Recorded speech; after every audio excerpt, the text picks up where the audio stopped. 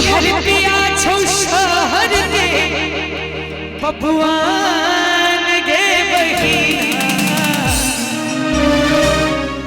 मोर पिया गाम के किसान तोहर पिया छौ शहर के बबुआन गे बहिना पिया गाम के किसान गे बहिना मोर पिया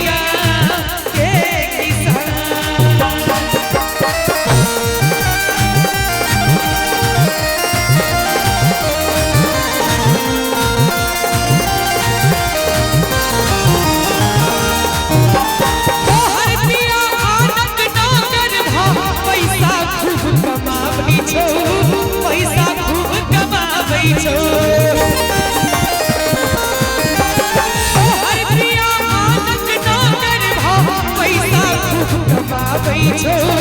पैसा खूब कमाबै छौ 6 महीना एक बरख पर कहियो घर घुरियाबै छौ कहियो घर घुरियाबै छौ के लाबै छौ किछ छोड़ा ले समान के बहिना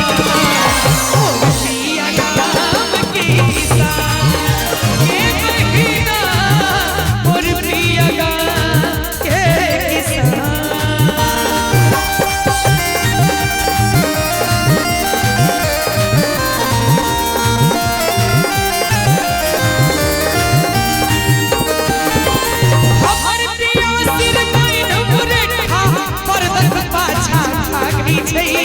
परदक पाछा भागै छै हमर पिया सिर बैन मुरेठा परदक पाछा भागै छै परदक पाछा भागै छै अपने मोन अपने मालिक के कहु सबुरी आबै छै के कहु सबुरी आबै छै के भरल रहै छै उपजा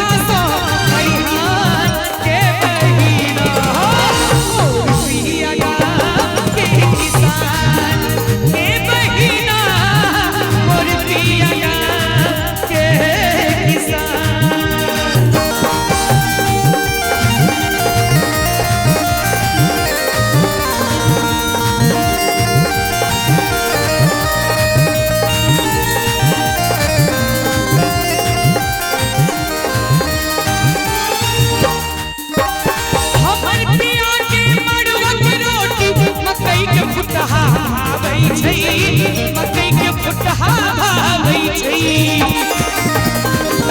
हमर पिया के मड़ुआ के रोटी मकई के फुटहा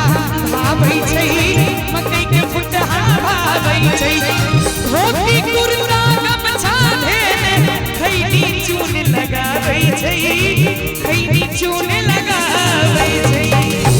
अंत में कहै छै के हमर पिया के मड़ुआ के रोटी मकई के फुटहा भावै छै मकई के फुटहा भावै छै के धोती कुर्ता गमछा धेने खैनी चून लगाबै छै खैनी चून लगाबै छै बम पिलाट छै नामी पहलवान के बहिना मोर पिया गाम के किसान के बहिना मोर पिया गाम के किसान के बहिना मोर पिया गाम के किसान के बहिना मोर पिया गाम के